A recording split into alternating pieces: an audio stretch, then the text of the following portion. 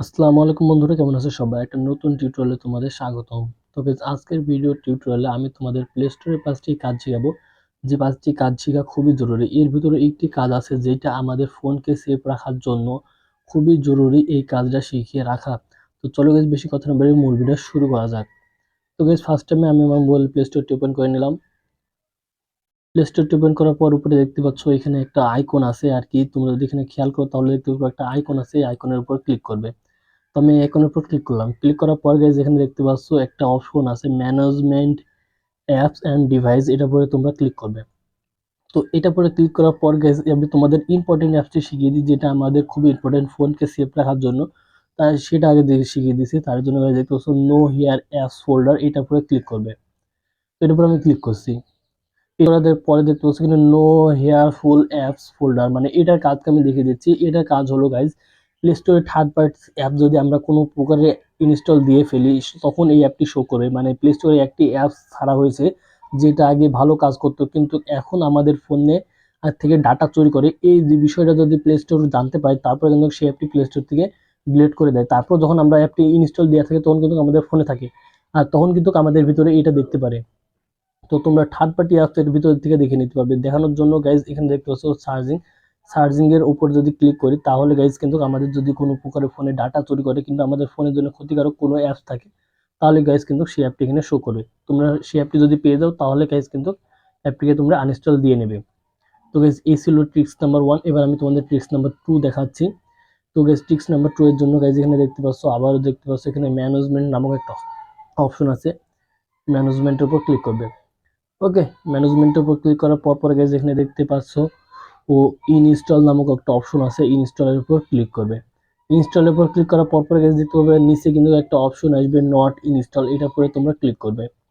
Not ইনস্টলের উপর click করার পর গাইজ এইবার তোমাদের যেগুলো দেখাবে সেটাই হলো গাইজ, এখানে দেখতে পাচ্ছ আমার কিন্তু দুইটি অ্যাপস দেখাচ্ছে। এই দুটি অ্যাপস কিন্তু আমি গুগল প্লে স্টোর থেকে ইনস্টল দিয়েছিলাম, ইনস্টল দেওয়ার পর আবার আনইনস্টল দিয়ে দিয়েছি।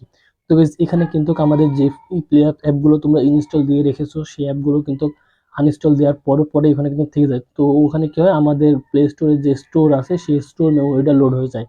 তো এখানে তোমরা দেখতে পাচ্ছ যেখান থেকে তোমরা আর কি যে অ্যাপগুলো ইনস্টল দিয়ে নিয়েছিলে আগে, তারপরে আনইনস্টল করে দিয়েছিলে ব্যবহার করার পর, তখন তোমরা এখানে অ্যাপগুলো পেয়ে যাবে। তো সেই অ্যাপগুলোকে আনইনস্টল দিয়ে নেবে। আনইনস্টল দেওয়ার জন্য গাইজ এখানে দেখতে পাচ্ছ গোল ঘর আছে, ঘরের ভিতর ক্লিক করবে।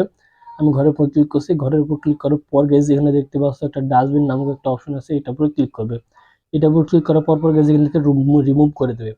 তো রিমুভ করে দেওয়ার পর গাইজ আমরা যে অ্যাপগুলো ইনস্টল দেওয়ার পর আবার আনইনস্টল দিয়েছিলাম, সেই অ্যাপগুলো কিন্তু হারিয়ে যাবে। আমাদের মোবাইলের প্লে স্টোরটির স্টোর মেমোরি কিন্তু ফাঁকা হয়ে যাবে।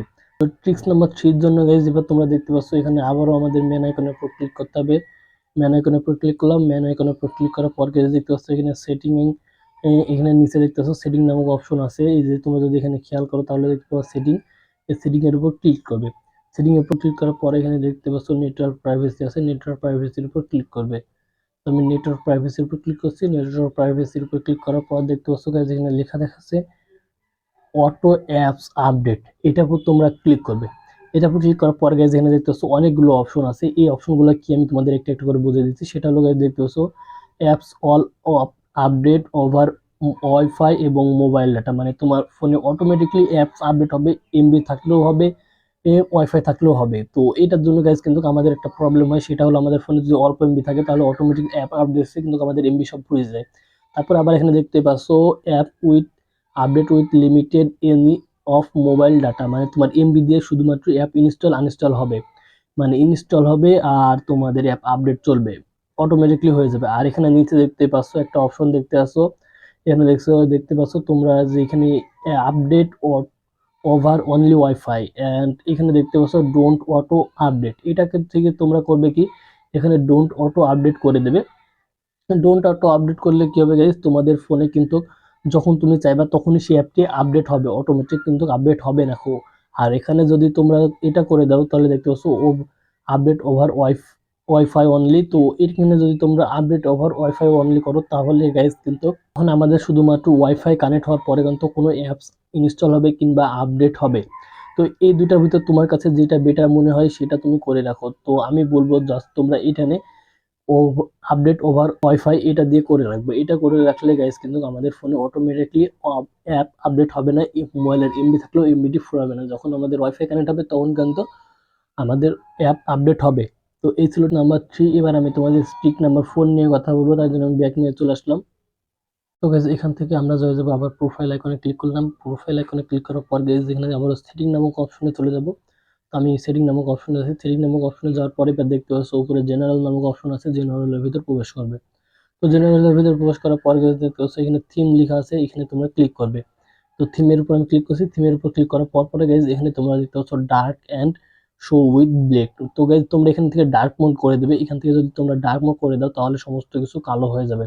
অনেক সময় আমরা রাত্রে মোবাইল টিপি, রাত্রে মোবাইল টিপলে কিন্তু গাইজ আমাদের এরকম সমস্যা হয়ে থাকে যে আমাদের ডিসপ্লে আলোটি চোখে আসি লাগে, তখন আমাদের চোখে কিন্তু অনেক সমস্যা করে। তো এটাকে তোমরা যদি ডার্ক মোড করে দাও তাহলে গাইজ কিন্তু কোনো প্রকারের রাত্রে ফোন টিপলেও তোমাদের চোখে আলো আসবে না, তখন কিন্তু তোমাদের আলোতে কোনো প্রকার ঝামেলা করবে না। তো এখান থেকে তোমরা ডার্ক করে দেওয়ার পরে আবার ওকে মারিয়ে দেবে। তো ওকে মরে দিচ্ছে, ওকে মারিয়ে দেওয়ার পর গাইস দেখতে পাচ্ছ আমার কিন্তু অলরেডি ডার্ক মোড হয়ে গেছে। তো নাম্বার 4। এবার আমি তোমাদের সেটিং নাম্বার 5 নিয়ে কথা বলবো। আমরা সেটিং 5 দেখাবো। 5 দেখানোর জন্য আমরা প্রোফাইল আইকনের উপর ক্লিক করলাম। প্রোফাইল আইকনে ক্লিক করার পর গাইস আবার সেটিং এ গেলাম।